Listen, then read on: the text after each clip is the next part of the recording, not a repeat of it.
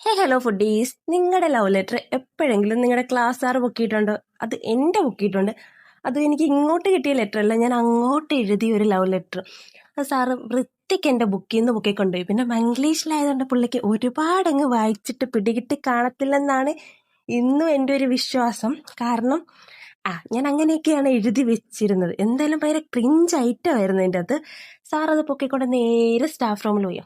പിന്നെ ഒരു രക്ഷയില്ല. ഇനി സാറ് വീട്ടിൽ നിന്ന് വിളിക്കുമോ, എനിക്കാണെങ്കിൽ ഭയങ്കര ടെൻഷനായി. ഞാൻ ലാസ്റ്റ് എൻ്റെ ഫ്രണ്ടിനെയും കൂട്ടിയിട്ട് സ്റ്റാഫ് റൂമിലോട്ട് പോയി.